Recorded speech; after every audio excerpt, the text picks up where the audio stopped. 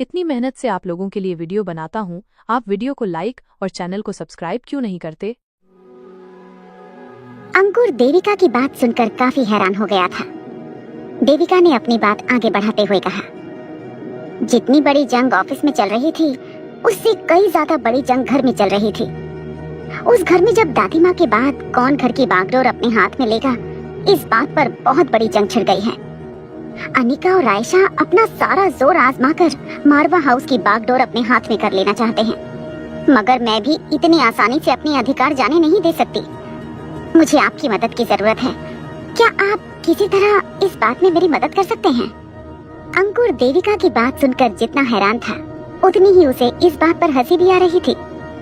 मगर अंकुर अच्छी तरह से जानता था कि ये सही मौका था अपने बॉस के बदले को पूरा करने का। अंकुर ने यहाँ वहाँ देखा और फिर देविका के पास जाकर धीमी आवाज में कहा, देखिए, औरतों के मामले में वैसे तो मुझे दखलंदाजी करना बिल्कुल पसंद नहीं है, मगर ये बात आपके अधिकारों की है, इसलिए मैं आपके साथ एक इन्फॉर्मेशन शेयर करना चाहता हूँ। शायद ये इन्फॉर्मेशन आपके कुछ काम आ जाए। देविका बड़े ही ध्यान से अंकुर की बातें सुनने लगी। अंकुर ने अपनी बात आगे बढ़ाते हुए देविका से कहा, देखिए, मेरे पास कंफर्मेशन है, अनिका का किसी लड़के के साथ अफेयर चल रहा है। इस इन्फॉर्मेशन का आप कोई फायदा उठा सकती हैं, तो मुझे आपकी मदद करने में बड़ी खुशी होगी। अंकुर की बात सुनते ही देविका ने अपना मुंह चढ़ाते हुए कहा, ये बात तो पूरी दुनिया जानती है, मगर रोहित इतनी आसानी से ये बात मानने के लिए तैयार नहीं है। अरे उसने तो यहाँ तक ये फैलाना शुरू कर दिया है कि वो अनिका जिस बंगले में जाकर अपने आशिक से मिला करती थी, वहाँ वो खुद ही उससे मिलने जाया करता था। मैं जानती हूँ कि ये बात बिल्कुल झूठ है, क्योंकि उस वक्त रोहित देश में मौजूद था ही नहीं, वो विदेश यात्रा पर गया था। और अगर रोहित को अनिका से मिलना ही था, तो फिर इस तरह चोरी चुपके मिलने की क्या जरूरत थी? वो हमें बेवकूफ समझता है, मगर मैं इतनी बेवकूफ नहीं हूँ। मगर मेरे पास इस बात का कोई सबूत भी नहीं है कि सचमुच अनिका का किसी और के साथ अफेयर है।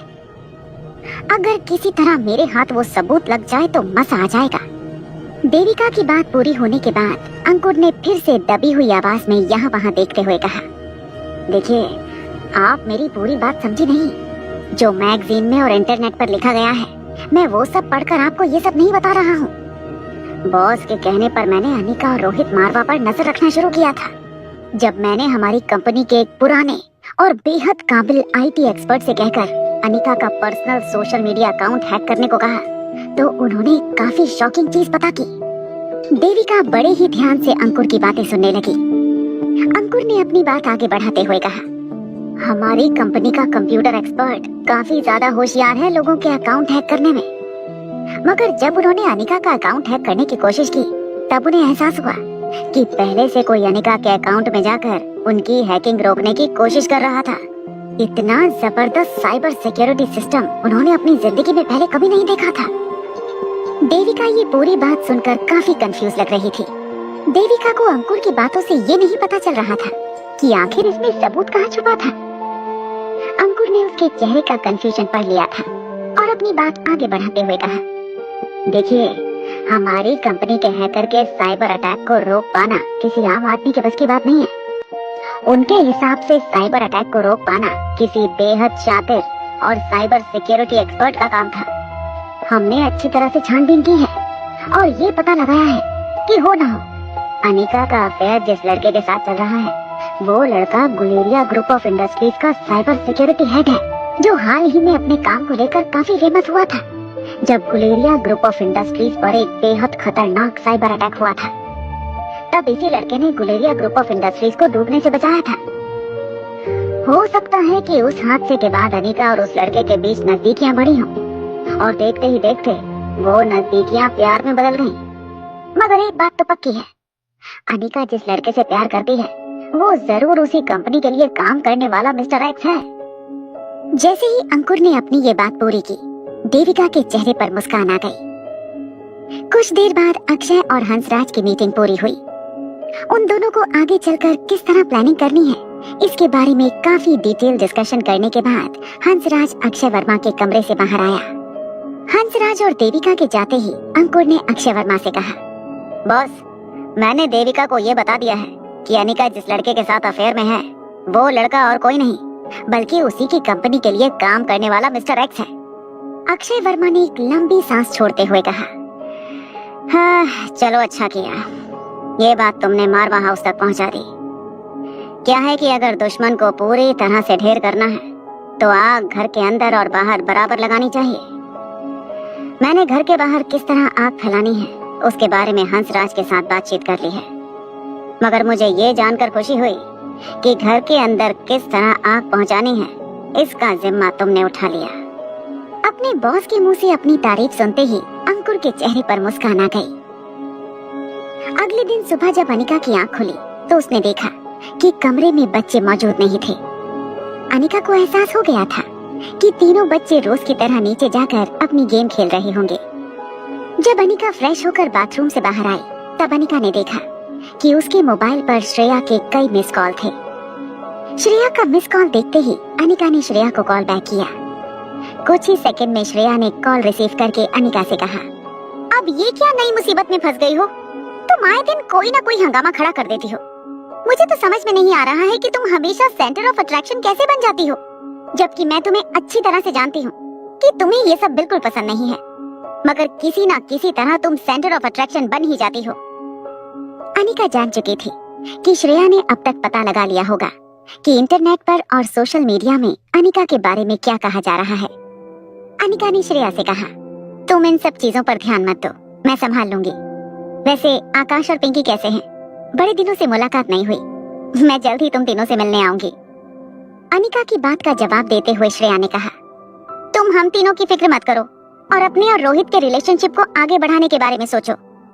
इस तरह की खबरों से रोहित और उसके परिवार वाले काफी नाराज हो जाएंगे तुमसे। श्रेया की ये बात सुनते ही अनिका मुस्कुराने लगी। श्रेया ने अपनी बात आगे बढ़ाते हुए कहा, वैसे ये लड़का कौन है जिसके साथ तुम्हारे अफेयर की बात चल रही है? श्रेया की बात का जवाब देते हुए अनिका ने कहा, जिसके बारे में लोग बोल रहे हैं वो और कोई नहीं बल्कि खुद रोहित है। रोहित का नाम सुनते ही श्रेया ने एक लंबी राहत की सांस छोड़ी। श्रेया के मन में अभी भी काफी कंफ्यूजन थी, मगर वो जानती थी कि अनिका हर चीज का खुलासा करना पसंद नहीं करती थी।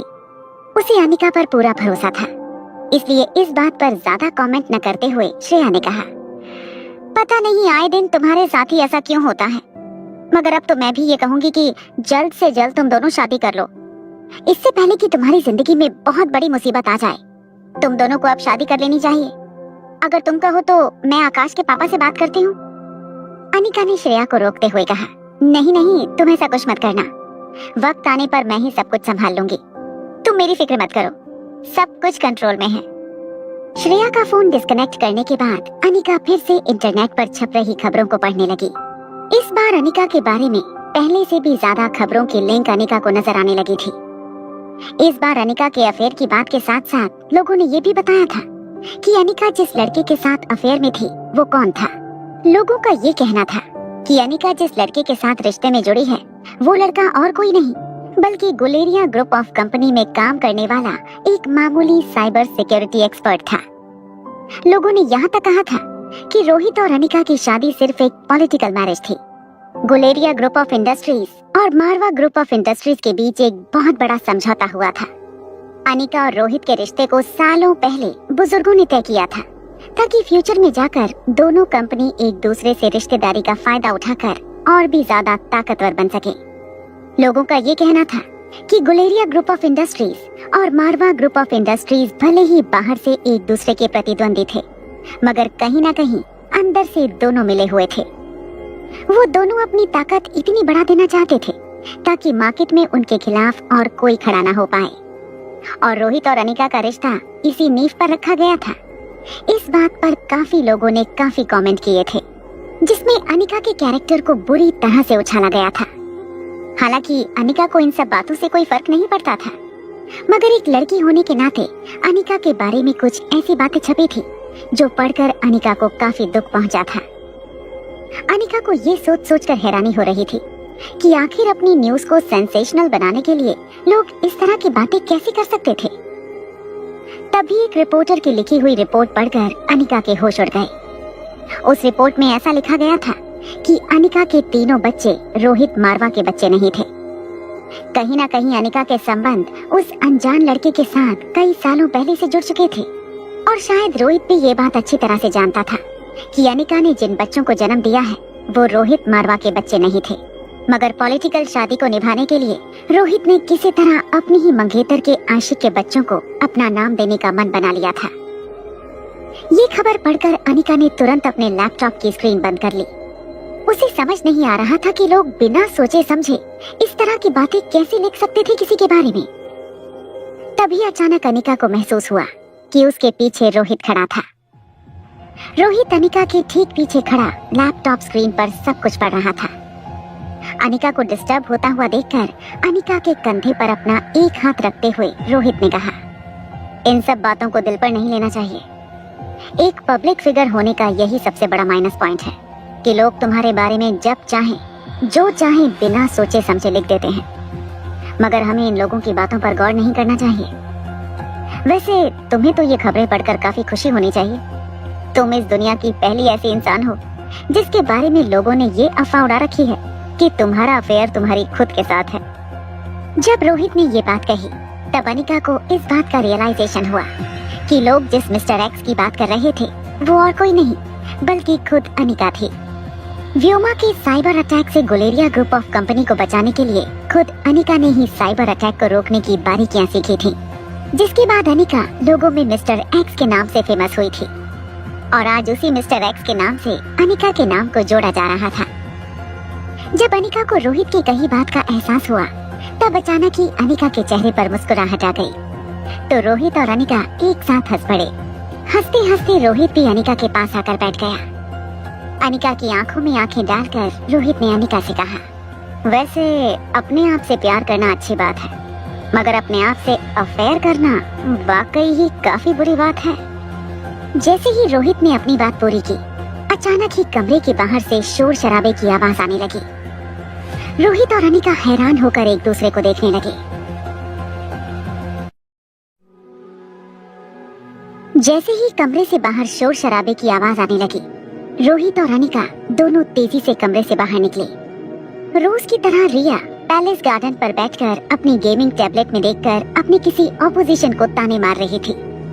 रिया के ठीक पीछे खड़ा अलेक्जेंडर भी रिया के सपोर्ट में तालियां बजा रहा था, मगर नन्हा सा आर्यन बार बार रिया और अलेक्जेंडर से कह रहा था, बस सुबह होती नहीं कि तुम लोग गेम खेलना शुरू कर देते हो, फिर रात होने तक गेम खेलते रहते हो। तुम दोनों को पढ़ाई लिखाई करनी भी है या नहीं? रिया ने आर्यन की बातों को पूरी तरह से इग्नोर कर दिया। रिया का ध्यान पूरी तरह से अपनी गेमिंग टैबलेट पर था। अलेक्जेंडर ने आर्यन के कंधे पर हाथ रखकर कहा, तुम चिल क्यों नहीं करते? तुम्हारा स्वभाव देखकर मुझे उन खड़ूस बुड्ढों की याद आती है जो बात बात पर चिढ़ते रहते हैं बच्चों पर। तुम अपने मैथ्स की प्रॉब्लम सॉल्व करना चाहते हो तो कोई बात नहीं, हम भी तुम्हें कभी ताना नहीं मारते। तुम अभी खेलने से क्यों रोक रहे हो? वैसे तुम्हें याद है ना, तुम जिन प्रॉब्लम को सॉल्व नहीं कर पाते मैं उन्हें चुटकी बजाते ही सॉल्व कर देता हूँ। आर्यन अच्छी तरह से जानता था कि अलेक्जेंडर पढ़ाई में काफी तेज था, मगर इसका मतलब ये नहीं था कि अलेक्जेंडर को पढ़ाई पर बिल्कुल ध्यान नहीं देना चाहिए। और आर्यन ये भी जानता था कि पिछले कई दिनों से रिया ने पढ़ाई लिखाई करना बिल्कुल छोड़ दिया था। आर्यन को रिया की ये आदत बिल्कुल पसंद नहीं थी। आर्यन ने रोहित और अनिका से कहा, काफी दिन हो गए मैं स्कूल नहीं गया, मैं सोच रहा था कि अपने साथ साथ रिया और अलेक्जेंडर को भी स्कूल ले जाऊं। उसकी बात सुनते ही अनिका और रोहित दोनों के चेहरे पर मुस्कुराहट आ गई। इससे पहले कि रोहित या अनिका कुछ कह पाते, रिया ने अपनी गेमिंग टैबलेट अपने हाथ में पटकते हुए कहा, बिल्कुल नहीं, तुम कैसे भाई हो? अपनी बहन को 2 मिनट खुश भी नहीं देख सकते? मैं नहीं जाना चाहती स्कूल। अगर तुम चाहो तो तुम मेरे कपड़े पहनकर स्कूल जा सकते हो, मुझे कोई प्रॉब्लम नहीं है। आर्यन ने रिया की इस बात का जवाब देते हुए कहा, मगर अब तो सबको सब कुछ पता है, अब हमें अदला बदली करने की कोई जरूरत नहीं है। हम दोनों स्कूल जाएं तो क्या खराबी है? और हाँ, हमें अलेक्जेंडर को भी स्कूल ले जाना चाहिए। रोहित और अनिका दोनों ही इस बात से बिल्कुल सहमत थे। इससे पहले कि रिया आर्यन से ज्यादा आर्ग्यूमेंट करती, रोहित ने बड़ी ही कड़क और सख्त आवाज में तीनों बच्चों से कहा, मुझे लगता है बहुत जल्द तुम लोगों को स्कूल ज्वाइन कर लेना चाहिए। मैं स्कूल अथॉरिटी से बात करके अलेक्जेंडर के एडमिशन की कंफर्मेशन ले लेता हूँ, उसके बाद तुम तीनों रेगुलर स्कूल जाओगे। वैसे तो रिया जानती थी कि रोहित कभी भी रिया की कोई बात नहीं टाल सकता था। मगर इस बार रोहित ने जिस तरह से तीनों बच्चों को ऑर्डर किया था, रिया जानती थी कि इस वक्त स्कूल न जाने की जिद उसे भारी पड़ सकती थी। इसीलिए अपना मुंह लटकाकर रिया अपने कमरे की ओर भाग गई। रिया को इस तरह जाता हुआ देखकर अलेक्जेंडर ने बड़े ही गुस्से से आर्यन की ओर देखकर कहा, पता नहीं क्या हासिल हो जाएगा हम सबको स्कूल ले जाकर तुम्हें। अगर तुम स्कूल जाना चाहते थे तो अकेले चले जाते। इस तरह रिया से जबरदस्ती करने की क्या जरूरत थी। ये कहते हुए अलेक्जेंडर भी रिया के पीछे पीछे चला गया। अलेक्जेंडर और रिया के जाते ही आर्यन ने बड़े ही आराम से अपनी किताबें उठाई और धीरे धीरे टेरेस गार्डन से बाहर चला गया। अनिका और रोहित दोनों को पता था कि आर्यन एक काफी जिम्मेदार भाई था। फ्यूचर में आर्यन रिया और अलेक्जेंडर को बड़ी ही अच्छी तरह से संभालेगा। बच्चों के जाते ही रोहित ने अनिका से पूछा, वैसे अगर मैं ये लोगों को बता दूं कि दरअसल वो लोग जिस मिस्टर एक्स के बारे में बात कर रहे हैं वो और कोई नहीं बल्कि तुम ही हो, तो फिर ये सारा शोर बंद किया जा सकता है। रोहित की बात सुनने के बाद अनिका भी मन ही मन सोचने लगी कि जिस रीजन से अनिका ने हमेशा ही अपनी हिडन आइडेंटिटी को छुपा कर रखा था, कहीं ना कहीं अब वो कारण हमेशा के लिए खत्म हो गया था। अनिका की माँ के कहने पर अनिका ने हमेशा ही अपने आप को लोगों की नजरों से छुपा कर रखा था।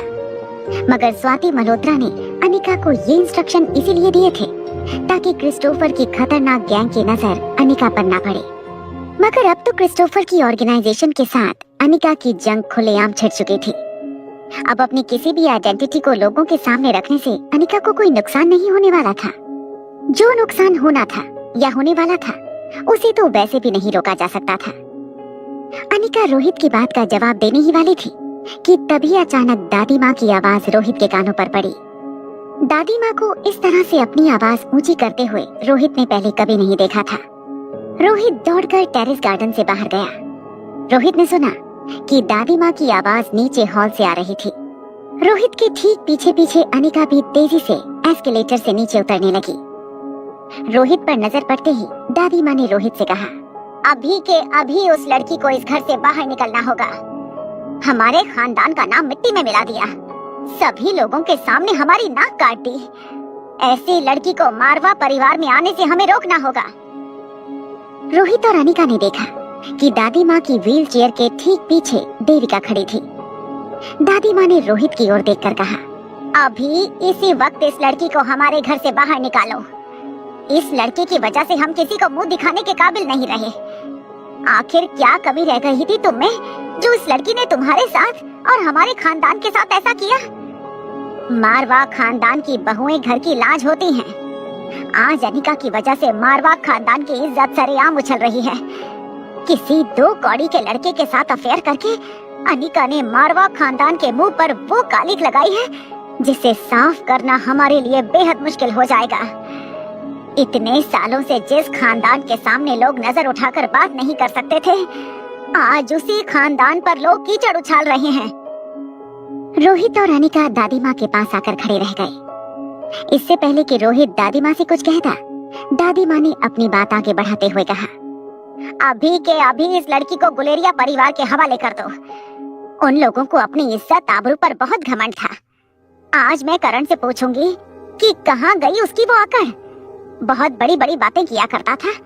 गुलेरिया परिवार मारवा परिवार से कोई कम नहीं है, मगर आज गुलेरिया परिवार की बेटी ने जो काली करतूत की है उसका हिसाब देना होगा गुलेरिया परिवार को। बात करते हुए दादी माँ की सांस फूलने लगी थी। अनिका एक डॉक्टर होने के नाते अच्छी तरह से जानती थी कि इस उम्र में और ऐसी कंडीशन में दादी माँ का इतना एक्साइट होना सही नहीं था। मगर इससे पहले कि अनिका दादी माँ को ये समझाती कि उन्हें सब्र से काम लेना चाहिए, अचानक ही देविका ने दादी माँ के आगे आते हुए कहा, मेरी तो ये समझ में नहीं आ रहा है कि ये किस तरह की परवरिश दी है तुम्हें गुलेरिया परिवार ने। आखिर रोहित में क्या कमी थी? जिस लड़के के साथ शादी करने के लिए ऊंचे से ऊंचे खानदान की लड़कियां लाइन लगाकर खड़ी रहा करती थी, उस लड़के को पा लेने के बाद भी तुम्हारी ख्वाहिश पूरी नहीं हुई। देविका की बात पूरी होते ही दादी माँ ने अपनी आवाज ऊंची करते हुए कहा, इस लड़की की परवरिश गुलेरिया खानदान में नहीं हुई है। मैंने पहले भी ये बात कही थी। न जाने इस लड़की की परवरिश कहाँ हुई है, किन हालातों में हुई है। भले ही इस लड़की की रगों में करण गुलेरिया का खून दौड़ रहा है, मगर इंसान अपनी परवरिश से पहचाना जाता है, और आज इस लड़की ने अपनी परवरिश की पहचान हमें दे दी है। मैं एक पल के लिए भी इस लड़की को मारवा खानदान की छत के नीचे नहीं बर्दाश्त कर सकती। दादी माँ ने रोहित की ओर देखकर कहा, अब मैं तुम्हारी कोई बात नहीं सुनने वाली हूँ। देख लिया तुम्हारी जिद का नतीजा। मैं कई दिनों से तुम्हें कहती आ रही थी कि ये लड़की एक दिन हमारे घर को बर्बाद करके रहेगी। आज वो दिन आ ही गया। तुम्हारी जिद और नासमझी की वजह से हमें आज ये दिन देखना पड़ रहा है। जाकर इस लड़की को उसके बाप करण गुलेरिया के हवाले कराओ, और अगर करण गुलेरिया तुमसे किसी भी तरह की बदतमीजी करे तो उसे कह देना कि इस बार मारवा खानदान चुप नहीं बैठेगा। तीनों बच्चे तुम्हारे हैं और बच्चे हमारे खानदान के साथ ही रहेंगे। गुलेरिया परिवार का बच्चों पर कोई अधिकार नहीं होगा। ये बात अच्छी तरह से समझा देना उन लोगों को। दादी माँ की ये बात बीच में ही काटते हुए देविका ने कहा, मगर जहाँ तक मुझे लगता है वो लोग जरूर इस बात को लेकर कोर्ट रूम का दरवाजा खटखटाएंगे, और हो सकता है कि बच्चों की कस्टडी उन्हें जन्म देने वाली माँ के हवाले कर दी जाए। आखिर उस खानदान में भी तो एक वारिस की जरूरत है। करण गुलेरिया का अपना कोई बेटा नहीं है।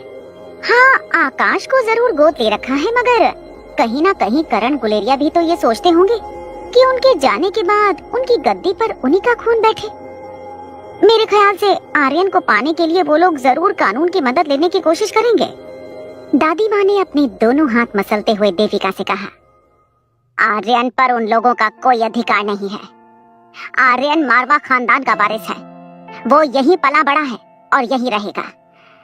जहाँ तक नन्ही से रिया का सवाल है, मैं जानती हूँ कि रिया अपने पापा रोहित से बहुत प्यार करती है, और इसलिए वो भी यहीं रोहित के साथ रहेगी। करण गुलेरिया अगर ज्यादा दबाव बनाने की कोशिश करे तो हम अलेक्जेंडर को उनके हवाले कर सकते हैं। रोहित और अनिका दोनों ये बात सुनकर हैरान थे कि बिना बात को जाने समझे दादी माँ ने इतनी सारी प्लानिंग कर डाली थी। दादी माँ ना तो खुद कुछ समझने की कोशिश कर रही थी और ना ही रोहित और अनिका को कोई एक्सप्लेनेशन देने की जगह दे रही थी। दादी माँ ने अपनी बात आगे बढ़ाते हुए सीधे अनिका की आंखों में आंखें डालकर कहा, अगर अपने शरीर पर तुम्हारा काबू नहीं है तो कम से कम रोहित के साथ रिश्ता तोड़ने के बाद ये गोल खिलाती। रोहित के होते हुए ये सब कुछ करके तुमने रोहित को और हमारे खानदान को कहीं का नहीं छोड़ा। मगर ये मत समझना कि मैं तुम्हें इतनी आसानी से माफ करूंगी। तुम्हारे किए का बदला गुलेरिया परिवार से जरूर लेकर रहूंगी मैं। देविका ने आग में घी डालने का काम करते हुए कहा, और अगर तुम्हें ये सब कुछ करना ही था तो चोरी छुपे कर लेती, किसी को कानो कान खबर नहीं होने देती। मगर डंके की चोट पर इस तरह अफेयर करने का क्या मतलब है? कहीं तुम्हारी कोई साजिश तो नहीं थी ताकि तुम रोहित को और मारवा खानदान को नीचा दिखा पाओ? दादी माँ को देविका की बातों में कहीं न कहीं सच्चाई नजर आ रही थी। दादी माँ ने मन ही मन काफी कुछ सोच लिया था। दादी माँ ने यहाँ तक सोच लिया था कि कहीं करण गुलेरिया ने जानबूझकर अनिका को रोहित की जिंदगी में तो नहीं भेजा था ताकि वो रोहित को पूरी तरह से अपने वश में कर ले और एक दिन रोहित के जरिए पूरे मारवा खानदान को बर्बाद कर दे। दादी माँ की आंखों में अब गुस्सा कम और शर्मिंदगी ज्यादा दिखाई देने लगी थी। देविका ने जब देखा कि दादी माँ शांत हो गई थी, तब फिर से अपनी बात आगे बढ़ाते हुए देविका ने कहा, लोग बाहर रोहित के लिए किस तरह की बातें कर रहे हैं। मारवा खानदान का हेड होने के बावजूद अनिका ने अपने ही कंपनी में काम करने वाले एक एम्प्लॉय के साथ अफेयर कर लिया। इसका मतलब तो यही था कि रोहित एक नामर्द है। देविका की बात सुनकर दादी माँ के चेहरे पर शर्मिंदगी बढ़ने लगी थी। अनिका काफी देर से बड़ी ही शांति से सब कुछ सुन रही थी। तभी घर का एक नौकर दौड़कर अंदर आया और रोहित की ओर देखकर कहने लगा, साहब, बाहर कुछ प्रेस रिपोर्टर्स आए हैं। वो लोग अनिका मैडम के अफेयर के बारे में आपसे बात करना चाहते हैं। इससे पहले कि रोहित नौकर को प्रेस रिपोर्टर को वहाँ से निकलवाने का हुक्म देता, देविका ने अनिका की ओर देखकर कहा, जिस चीज का डर था वही हुआ। अब बोलो, क्या कहना चाहोगी तुम इन लोगों को? अनिका और रोहित दोनों ही जानते थे कि आजकल की मीडिया इस तरह की खबरों को लेकर कितनी उत्सुक रहती थी। देश में जिस तरह का माहौल था, लोगों को चटपटी न्यूज के अलावा और कोई एंटरटेनमेंट दिखाई नहीं देता था, और उसी बात का फायदा उठाकर मीडिया वाले इस तरह की मसालेदार खबरों को उछालकर खूब पैसा कमाने की कोशिश करते थे। देविका ने अपने होंठ दबाते हुए अनिका से कहा, जिस चीज का डर था वही हो गया। अब तो मारवा खानदान की नाक सरेआम देश की हर गली और नुक्कड़ पर कटेगी। बदनामी इतनी ज्यादा हो जाएगी कि मारवा खानदान के लोग किसी को मुंह दिखाने के लायक नहीं रहेंगे। देविका की बातें दादी माँ को तीर की तरह चुभ रही थी। दादी माँ ने अपनी गर्दन झुकाकर रोहित से कहा, जाओ इसी वक्त जाकर उस प्रेस रिपोर्टर से कह दो कि तुम अनिका के साथ अपनी सगाई तोड़ रहे हो। मारवा खानदान गुलेरिया खानदान के साथ हमेशा हमेशा के लिए रिश्ता तोड़ रहा है। दादी माँ का फैसला सुनकर देविका ने एक राहत की सांस ली थी। अनिका ने रोहित की ओर देखकर कुछ इशारा किया। रोहित ने अनिका का इशारा अच्छी तरह से समझ लिया था। अपने सामने खड़े नौकर से रोहित ने कहा, एक काम करो, बाहर लॉन में एक प्रेस कॉन्फ्रेंस अरेंज करवाओ, मैं खुद उनसे बात करूंगा। रोहित का फैसला सुनकर दादी माँ ने भी कहीं ना कहीं राहत की सांस ली थी। आखिरकार रोहित ने दादी माँ की बात मानी थी। ये सोचकर दादी माँ ने फिर से अपना झुका हुआ सर उठाया और अनिका की आंखों में आंखें डालकर कहा, जिस दिन तुमने इस घर में कदम रखा था उसी दिन मैं समझ गई थी कि तुम इस घर की इज्जत सरेआम नीलाम करोगी। मगर मैंने कभी ऐसा नहीं सोचा था कि तुम इतनी गिरी हुई हरकत करोगी कि मारवा खानदान के साथ साथ अपने भी खानदान का नाम भी मिट्टी में मिला दोगी। आज के बाद तुम्हारा साया भी मेरे पोते रोहित पर नहीं पड़ना चाहिए। रोहित दादी माँ की बातों का जवाब देना चाहता था, मगर अनिका ने इशारे से रोहित को ऐसा करने से रोक लिया। देविका ने मौका देखते ही अनिका के पास जाकर पूछा, वैसे तो मुझे तुम्हारी पर्सनल लाइफ में दखल अंदाजी करने का कोई अधिकार नहीं है, मगर क्या मैं जान सकती हूँ कि तुम जिस मिस्टर एक्स के साथ अफेयर कर रही हो वो कैसा दिखता है? मतलब मैं जानना चाहती हूँ कि क्या सचमुच वो इतना हैंडसम है कि तुमने मारवा खानदान के इकलौते चिराग रोहित को उसके लिए छोड़ना बेहतर समझा? देविका दरअसल ठीक बगल में खड़े रोहित को उकसाना चाहती थी। देविका का हर कदम बिल्कुल सही डायरेक्शन में पड़ रहा था, मगर फिर भी देविका जानती थी कि जरूर कहीं ना कहीं कुछ ना कुछ गड़बड़ थी। रोहित अनिका के बारे में सच्चाई जानने के बावजूद काफी नॉर्मल बिहेव कर रहा था। देविका ने सोचा था कि सच्चाई पता चलते ही रोहित और अनिका के बीच में एक बहुत बड़ा झगड़ा होगा, पर अनिका के प्यार में धोखा खाए रोहित का इतना ठंडा रिएक्शन देखकर देविका जान चुकी थी कि अभी रोहित उस मुकाम पर नहीं पहुंचा था जहां वो अपने गुस्से पर अपना काबू खो बैठे।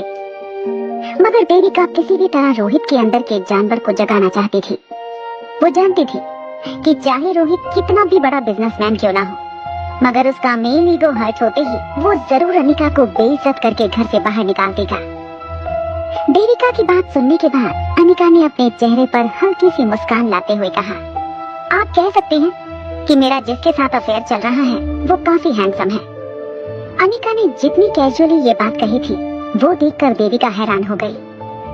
देविका को समझ नहीं आ रहा था कि अनिका इतनी बेशर्मी से अपने प्रेमी के बारे में रोहित के सामने कैसी बात कर सकती थी। जब देविका ने रोहित की ओर देखा तो वो ये देखकर चौंक गई कि रोहित अभी भी काफी कूल लग रहा था। रोहित के चेहरे पर कहीं भी किसी तरह का गुस्सा या शर्मिंदगी नहीं नजर आ रही थी। इनफैक्ट रोहित और अनिका के बीच कोल्ड लैंग्वेज में जो बातें चल रही थी वो देविका की समझ के बाहर थी। अनिका का जवाब सुनते ही रोहित ने अनिका से कहा, क्या सचमुच वो मुझसे भी ज्यादा हैंडसम है? अनिका ने अपने कंधे हवा में उछालते हुए कहा, हाँ ऐसा कह सकते हो। दोनों के बीच चल रही बातचीत को सुनकर देविका को चक्कर सा आने लगा था। देविका समझ नहीं पा रही थी कि अगर रोहित अनिका को सच्चा प्यार करता था तो अनिका के प्रेमी के बारे में इस तरह की बातें सुनकर वो इतना नॉर्मल कैसे रह सकता था। देविका पिछले 20 सालों से एक ऐसे इंसान के साथ जिंदगी गुजार रही थी जो अपने प्यार में नाकामयाब हो चुका था। भले ही हंसराज ने आयशा को अक्षय वर्मा के हवाले करने की ठान ली थी, लेकिन कहीं ना कहीं देविका जानती थी कि हंसराज आज भी आयशा से बेहद प्यार करता था और मन ही मन पिछले 20 सालों से आयशा से दूर रहने का गम कहीं ना कहीं हंसराज के चेहरे पर जरूर दिखाई देता था। मगर इस वक्त अनिका ने रोहित के सामने अपने प्रेमी के बारे में बात की थी। अनिका रोहित को धोखा दे रही थी। ये बात अनिका ने बड़ी ही बेशर्मी से रोहित के सामने कबूल की थी, मगर रोहित फिर भी बिल्कुल रिलैक्स्ड और कूल था। देविका समझ नहीं पा रही थी कि आखिर किस मिट्टी का बना था रोहित। आज की दुनिया में जहाँ लड़की अपने किसी लड़के दोस्त के साथ फोन पर बात भी कर लेती है, तो उसका बॉयफ्रेंड या पति उस पर जोर जबरदस्ती करके उसके ऊपर लाखों बंदिशें डाल देता है। वहीं एक रोहित जैसा इंसान भी मौजूद था, जो अपनी पत्नी के धोखे की बात सुनकर भी बिल्कुल रिलैक्स बैठा था। प्रेस कॉन्फ्रेंस की तैयारी पूरी होते ही रोहित मारवा हाउस में आए प्रेस रिपोर्टर को अटेंड करने लॉन की ओर चला गया। दादी माँ ने अपनी केयर टेकर लीला से कहा, मैं भी ये प्रेस कॉन्फ्रेंस देखना चाहती हूँ। ऐसे मुश्किल वक्त पर मैं अपने पोते रोहित के साथ रहना चाहती हूँ। पता नहीं क्या देख लिया था रोहित ने इस लड़की में कि हजारों अच्छे अच्छे रिश्ते ठुकराने के बाद रोहित ने अनिका को अपना जीवन साथी बनाना पसंद किया था। मैं जानती हूँ कि रोहित कम बोलता है, वो मन ही मन काफी घुटन महसूस कर रहा होगा। इस लड़की से मिले धोखे की सजा वो अपने आप को देगा, और मैं नहीं चाहती कि अनिका के किए की सजा हमारे भोले भाले रोहित को मिले। लीला भी दादी माँ की व्हील चेयर को सहारा देते हुए उन्हें बंगले से बाहर ले गई। प्रेस रिपोर्टर्स प्रेस कॉन्फ्रेंस करने के लिए बिल्कुल तैयार थे। सभी लोग बस रोहित के आने का इंतजार कर रहे थे। तभी अचानक रोहित और अनिका दोनों साथ साथ प्रेस कॉन्फ्रेंस अटेंड करने के लिए बंगले से बाहर निकले। रोहित और अनिका को साथ देखकर सारे प्रेस रिपोर्टर हैरान होकर एक दूसरे को देखने लगे। किसी ने एक्सपेक्ट नहीं किया था कि इस वक्त अनिका रोहित के साथ होगी। सभी ने ये सोच रखा था कि अनिका के अफेयर की खबर सुनते ही रोहित ने धक्के मारकर अनिका को घर से बाहर निकाल दिया होगा। मगर रोहित अनिका जिस तरह से बड़ी ही कैजुअली प्रेस कॉन्फ्रेंस अटेंड करने के लिए साथ साथ आ रहे थे, ये देखकर सभी लोग चौंक गए थे। जैसे ही रोहित और अनिका रिपोर्टर्स के बीच पहुंचे, सभी रिपोर्टर अपनी अपनी जगह से खड़े होकर अपने माइक रोहित और अनिका के चेहरे के पास लेकर आए और लगातार एक के बाद एक सवाल पूछने लगे। रिपोर्टर्स का शोर इतना ज्यादा था कि किसी एक के सवाल का जवाब दे पाना बेहद मुश्किल था। इसलिए घर के इंचार्ज सिक्योरिटी गार्ड ने सभी प्रेस रिपोर्टर को शांत करते हुए कहा, देखें, इस तरह से अगर आप लोग शोर मचाएंगे तो हम ये प्रेस कॉन्फ्रेंस नहीं रख पाएंगे। आप लोग अगर सवाल पूछना चाहते हैं तो मेहरबानी करके एक के बाद एक सवाल पूछिए। इसके बाद सिक्योरिटी गार्ड ने एक प्रेस रिपोर्टर को सबसे पहले सवाल पूछने का इशारा किया। इशारा मिलते ही उस प्रेस रिपोर्टर ने रोहित से पूछा, सर, आपको कैसा लग रहा है कि आपकी होने वाली पत्नी अपनी ही कंपनी में काम करने वाले एक मामूली एम्प्लॉय के साथ रिलेशनशिप में है?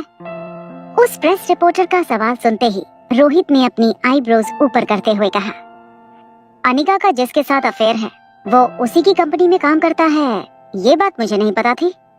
रोहित का जवाब सुनते ही सारे रिपोर्टर्स को एक गहरा शॉक लगा था। उन्हें समझ नहीं आ रहा था कि आखिर रोहित इतना बेवकूफ कैसे हो सकता था। इतना बड़ा बिजनेसमैन होने के बावजूद उसे अब तक ये भी नहीं पता चल पाया था कि अनिका किसके साथ अफेयर में थी। तभी एक दूसरे प्रेस रिपोर्टर ने रोहित की ओर देखकर कहा, चलिए सर, वो बातें जाने दीजिए। क्या आप हमें बता सकते हैं कि अब आपका अगला कदम क्या होगा? अनिका मैडम ने किसी और के साथ रिलेशनशिप बना ली है, तो क्या आप अब इस शादी को तोड़ देना चाहते हैं? गुलेरिया परिवार के साथ आपके संबंध क्या इसी के साथ खत्म हो जाएंगे? रोहित ने पूरा सवाल सुनने के बाद सिर्फ ना में अपना सर हिला दिया। प्रेस रिपोर्टर जानकर हैरान हो गए थे कि इतना कुछ होने के बावजूद रोहित ने शादी तोड़ने की बात नहीं की थी।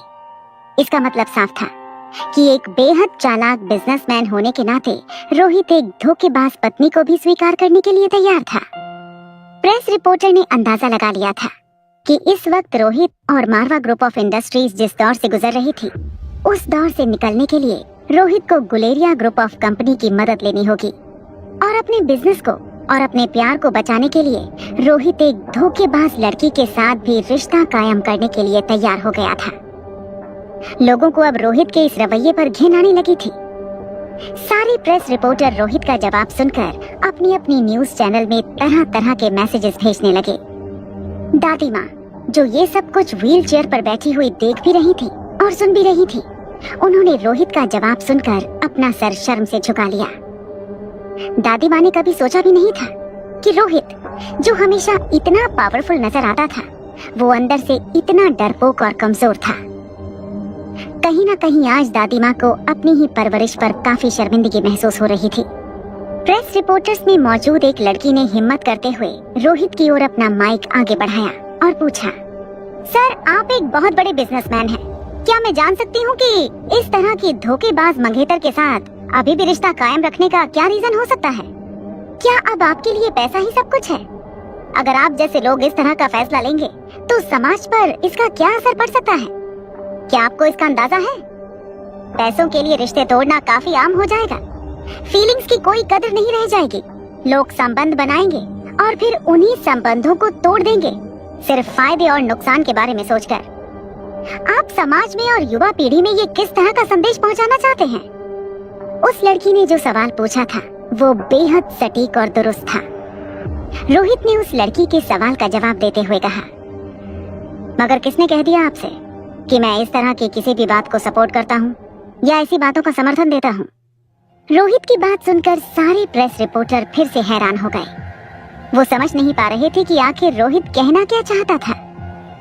तभी एक प्रेस रिपोर्टर ने अपनी जगह से खड़े होते हुए रोहित से पूछा, रोहित सर, आप हमें खुलकर बताइए, क्या आप इस बात का समर्थन देते हैं कि आपकी मंगेतर मिस अनिका के रिलेशनशिप अपनी ही कंपनी में काम करने वाले मिस्टर एक्स के साथ है और आपको इस रिलेशनशिप से कोई एतराज नहीं? रोहित ने उस रिपोर्टर की बात का जवाब देते हुए कहा, जी, मैं बिल्कुल सहमत हूँ आपकी बात से। अनिका और मिस्टर एक्स के रिश्ते से मुझे कोई प्रॉब्लम नहीं है। इनफैक्ट मिस्टर एक्स का चेहरा देखने के बाद आप लोग खुद भी मेरी कही हुई बात से सहमत होंगे। सारे प्रेस रिपोर्टर रोहित की बात सुनकर यहाँ वहाँ देखने लगे। रोहित ने कहा था कि मिस्टर एक्स बहुत जल्द अपना चेहरा सबके सामने दिखाने वाला है। हर प्रेस रिपोर्टर सबसे पहले मिस्टर एक्स की तस्वीर अपने कैमरे में उतारना चाहता था, मगर जब आसपास कोई नजर नहीं आया तो एक प्रेस रिपोर्टर ने रोहित से पूछा, क्या मिस्टर एक्स इस प्रेस कॉन्फ्रेंस में आने वाले हैं?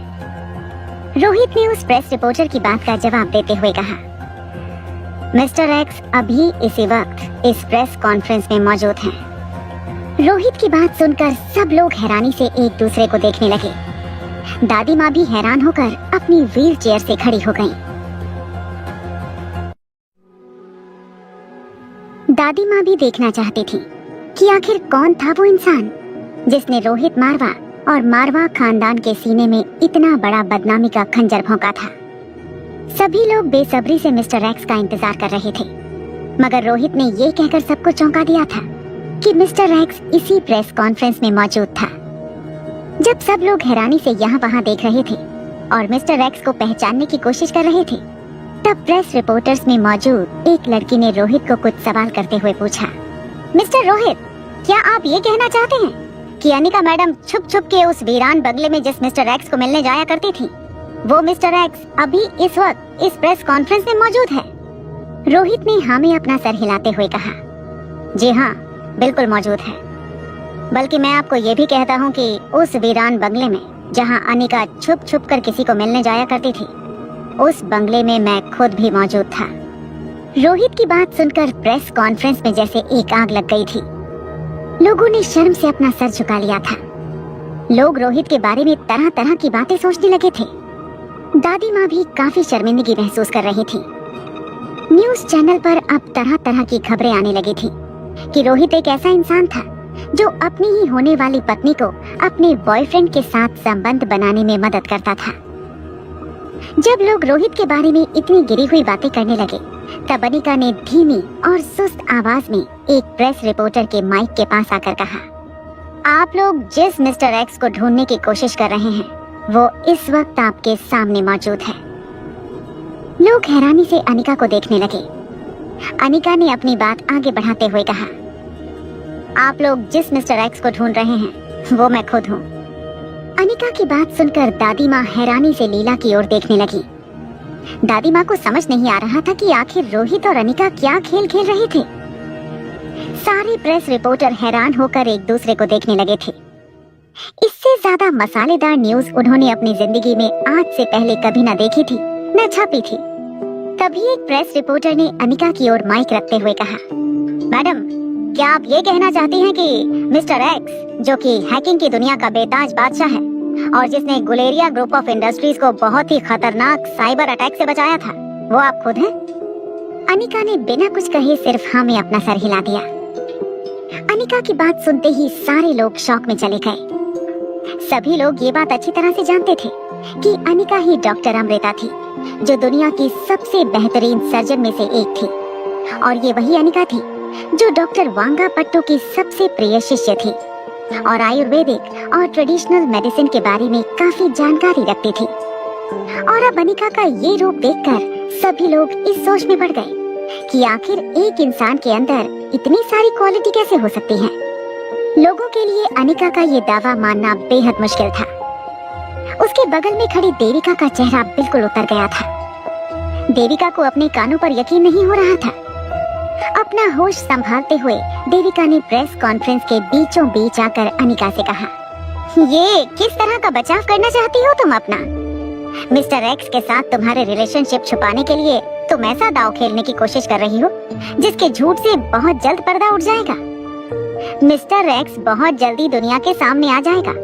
मैं उसे ढूंढ निकालूंगी। अनिका ने मुस्कुराते हुए देविका की बात का जवाब देते हुए कहा, आपको उसे ढूंढने की जरूरत नहीं है क्योंकि मिस्टर एक्स आपके सामने ही खड़ा है। I mean, खड़ी है।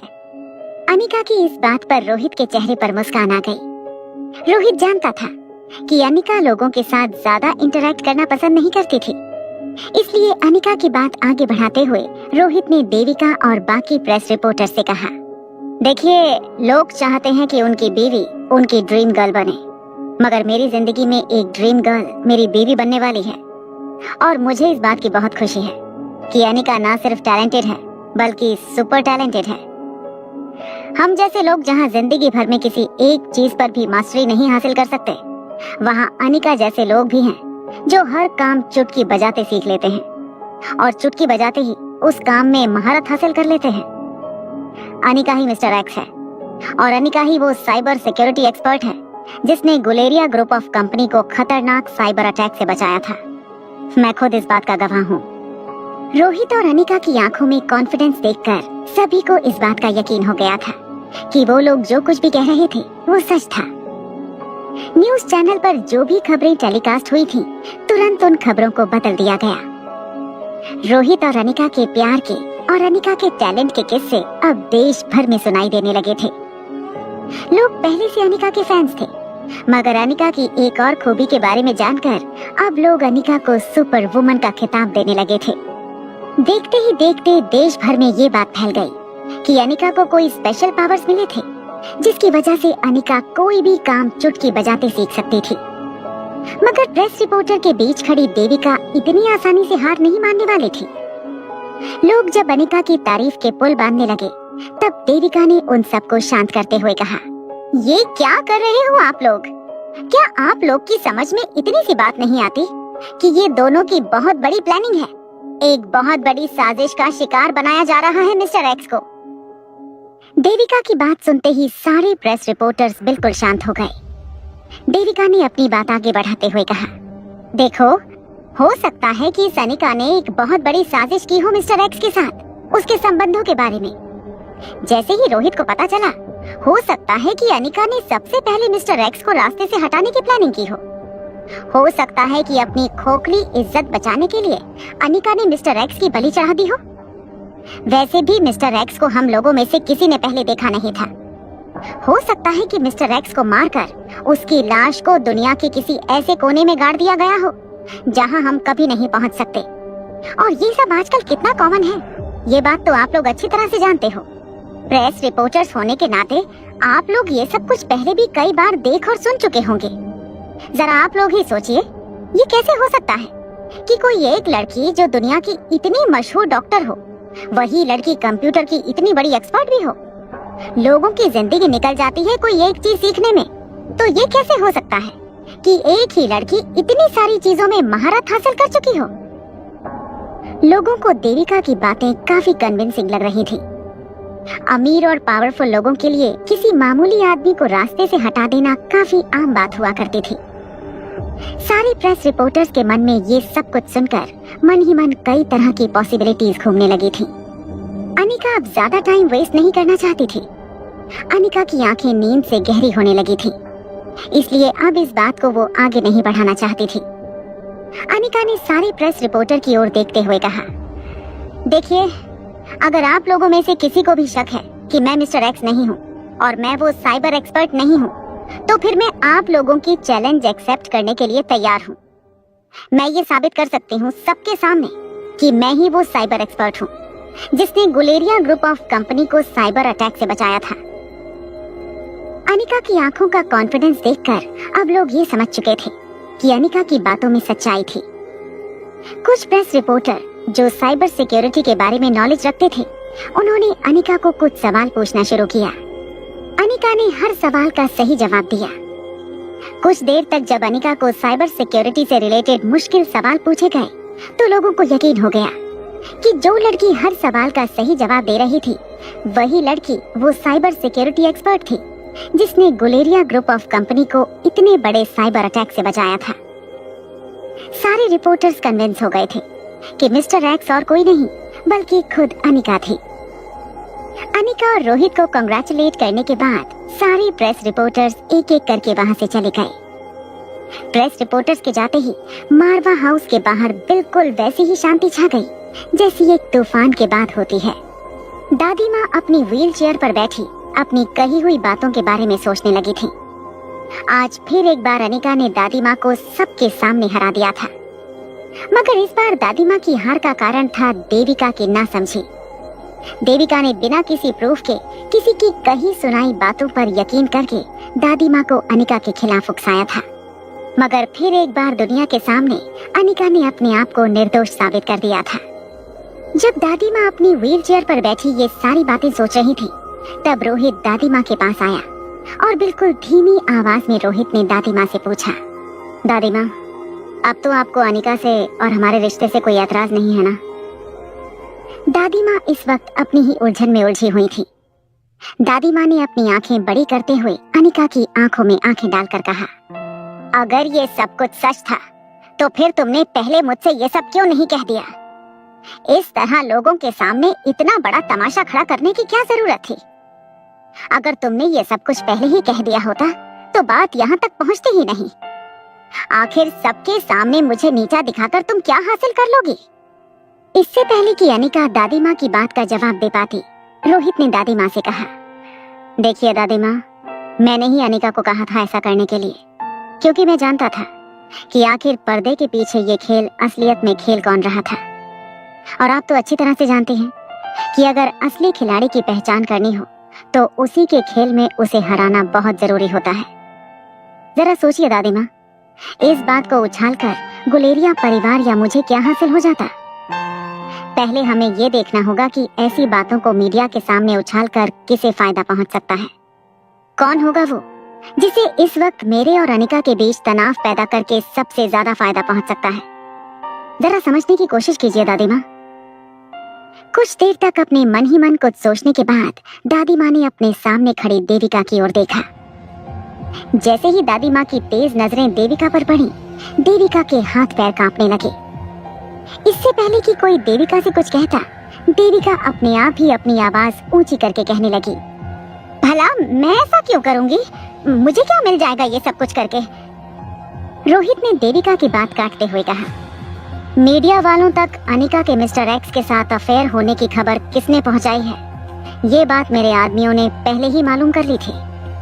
अगर आप चाहें तो मैं दादी माँ को सारे ग्रुप दिखा सकता हूँ। दादी माँ ने अपना एक हाथ हवा में लहराते हुए रोहित को आगे बोलने से रोक लिया। दादी माँ ने तेज नजरों से देविका की ओर देखकर कहा, निकल जाओ इस घर से।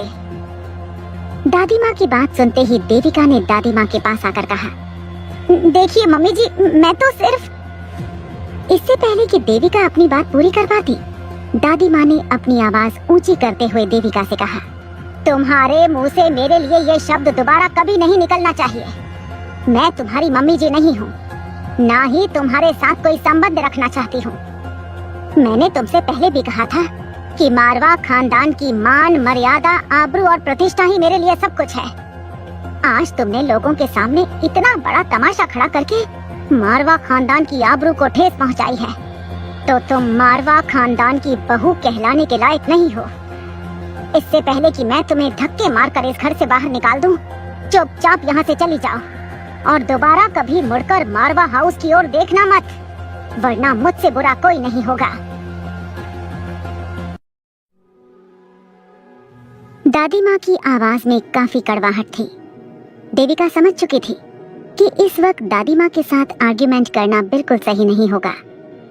दादी माँ ने पहले भी देविका को घर में इसलिए रहने की इजाजत दी थी क्योंकि देविका अब हंसराज की पत्नी थी। रोहित ने पहले भी हंसराज को मारवा हाउस में घुसने से मना कर दिया था, मगर रोहित नहीं चाहता था कि वो दादी माँ की भावनाओं को ठेस पहुंचाए। इसलिए जब दादी माँ ने हंसराज और देविका को घर में आने की इजाजत दी, तब रोहित ने उन दोनों को रोकने की कोशिश नहीं की। मगर आज दादी माँ के लिए पानी सर से ऊपर चला जा चुका था। दादी माँ के लिए अगर जिंदगी में सबसे जरूरी कोई चीज थी तो वो सिर्फ और सिर्फ मारवा खानदान की इज्जत और आबरू थी। आज देविका ने बाहर वालों के सामने घर की बातों का तमाशा बनाकर दादी माँ का सर शर्म से झुका दिया था। दादी माँ काफी देर तक गुस्से से देविका के सामने देखती रही। दादी माँ के गुस्से के सामने धीरे धीरे देविका अपने आप को बेबस महसूस करने लगी थी। सिक्योरिटी गार्ड्स जैसे ही देविका के पास आए, देविका समझ चुकी थी कि अब मारवा हाउस में उसका टाइम खत्म हो चुका था। इससे पहले कि कोई उसे धक्के मारकर घर से बाहर निकालता, देविका खुद ही चलकर मारवा हाउस से बाहर निकल गई। मगर ये बेइज्जती भी धक्के मारकर बाहर निकालने से कोई कम नहीं थी। देविका के जाते ही दादी माँ लीला का सहारा लेते हुए अपनी व्हील चेयर से खड़ी हुई। दादी माँ जानती थी कि वो अनिका से नजर नहीं मिला सकती थी, मगर दादी माँ अपनी अकड़ भी कम नहीं होने दे सकती थी। इसलिए रोहित की ओर देखकर दादी माँ ने कहा, मुझे लगता है कि मेरी उम्र धीरे धीरे मेरे सोचने समझने की शक्ति पर काबू करने लगी है। मुझे लगता है कि मारवा हाउस की जिम्मेदारियों से अब मुझे मुक्त हो जाना चाहिए। घर की जिम्मेदारियां कोई और संभाल ले, ये वक्त आ गया है। ये कहने के बाद दादी माँ धीरे धीरे चलकर बंगले के अंदर चली गईं। दादी माँ ने हालांकि अनिका से माफी नहीं मांगी थी, मगर मारवा हाउस की बागडोर छोड़ने की बात कहकर दादी माँ ने ये बता दिया था कि अब वो हार चुकी थी। घर के फैसलों की जिम्मेदारी अब दादी माँ अपने कंधे पर नहीं उठाना चाहती थी। ये बात दादी माँ के लिए हार मानने से कम नहीं थी। रोहित बचपन से दादी माँ को अच्छी तरह से जानता था।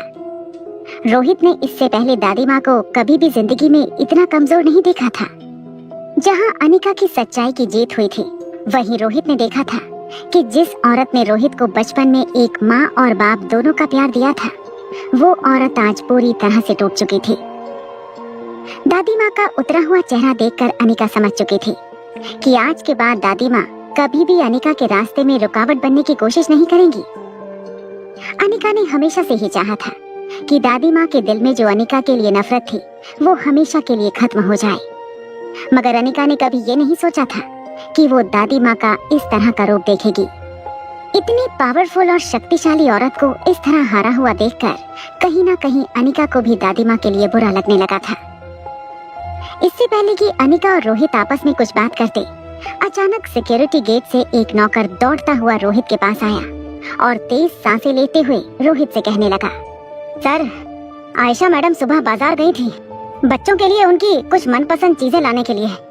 उन्होंने मुझसे कहा था कि आज बच्चों की मनपसंद रसोई वो बनाने वाले हैं, इसलिए कुछ सिक्योरिटी गार्ड और घर के कुछ नौकरों के साथ मैडम सुबह सुबह बाजार चली गई थी। मगर काफी देर हो चुकी है, आयशा मैडम अब तक घर वापस नहीं लौटी। रोहित और अनिका दोनों उस नौकर की बात सुनकर काफी परेशान हो गए। रोहित ने नौकर से कहा, तुम रुको, मैं अभी उन्हें कॉल लगाता हूँ। जैसे ही रोहित ने अपनी जेब से अपना फोन निकाला, उस नौकर ने रोहित से कहा, सर, मैं पहले भी कई बार मैडम को फोन लगाने की कोशिश कर चुका हूँ, मगर मैडम फोन रिसीव नहीं कर रही हैं। यहाँ तक कि उनके साथ जो लोग गए थे, उनमें से कोई अपना कॉल रिसीव नहीं कर रहा है। नौकर की बात पूरी होते ही अनिका ने नौकर से पूछा, क्या तुम जानते हो वो कहाँ गई थी? नौकर अभी भी तेज सांसें ले रहा था।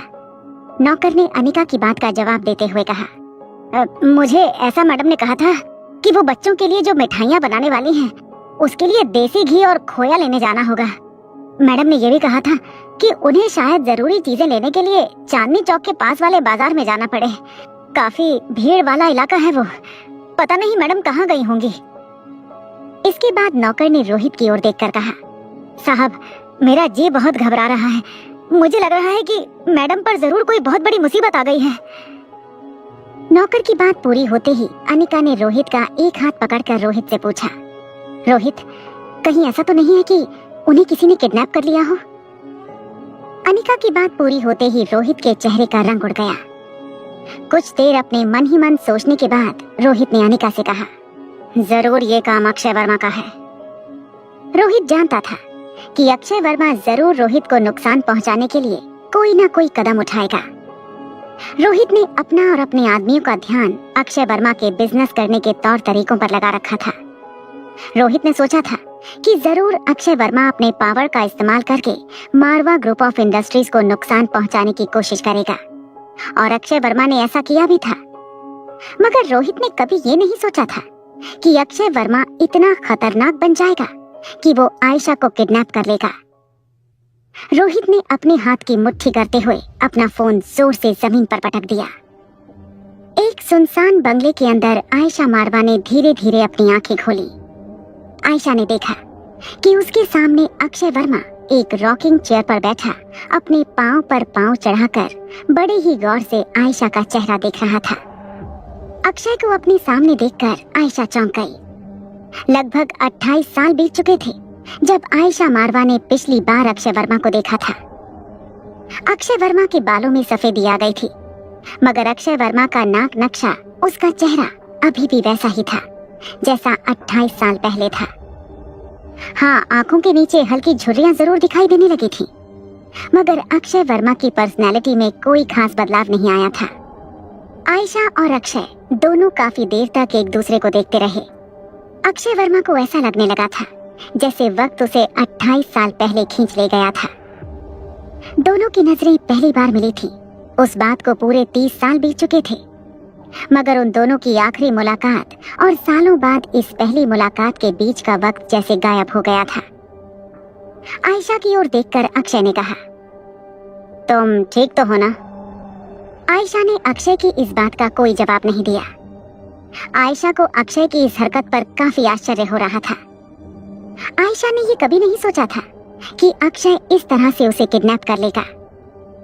जब कुछ देर तक आयशा उसे घूर घूर कर देखती रही, तब अक्षय ने आयशा से कहा, क्या बात है, आज भी वही तेवर, वही खूबसूरती, मुझे घूरने का अंदाज भी बिल्कुल वही है। अगर कुछ बदल गया है तो बस हम दोनों का रिश्ता, मगर वो रिश्ते जो पैसों की नींव पर खड़े होते हैं, उनका टूट जाना ही अच्छा होता है। तुमने मुझे धोखा दिया और जिंदगी ने तुम्हें। चलो, हम दोनों बराबरी पर आकर खड़े हो गए। जब अक्षय ने देखा कि आयशा अभी भी कुछ रिएक्ट नहीं कर रही थी, अक्षय ने अपने दिल की भड़ास निकालते हुए आयशा से कहा, कैसा लग रहा है आप? दौलत की इमारत पर बैठी हो, मगर फिर भी मैंने आज तक तुमसे ज्यादा गरीब औरत कोई नहीं देखी। तुमने जिन पैसों के लिए मुझे छोड़ा और उस हंसराज मारवा को गले लगा लिया था, वो हंसराज आज मेरे पैरों की धूल के बराबर भी नहीं है।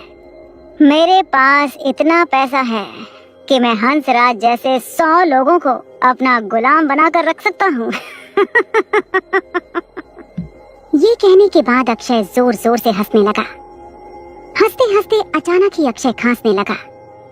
पास की टेबल पर पड़ा एक पानी का गिलास अक्षय के हाथों में थमाते हुए आयशा ने कहा, सचमुच काफी पैसा है तुम्हारे पास, मगर अफसोस कि अब तक अपने लिए सच्चा प्यार नहीं खरीद पाए। आयशा की बात कानों पर पड़ते ही अक्षय बिल्कुल खामोश हो गया। कुछ देर तक आयशा की आंखों में घूरने के बाद अक्षय ने कहा, क्या तुम जानती हो, कॉलेज में मैंने तुमसे ये क्यों कहा था कि मैं एक बेहद गरीब घर का लड़का हूँ? आयशा ने अक्षय वर्मा की बात का जवाब देते हुए कहा, हाँ, क्योंकि तब तुम्हें अपने प्यार पर भरोसा नहीं था।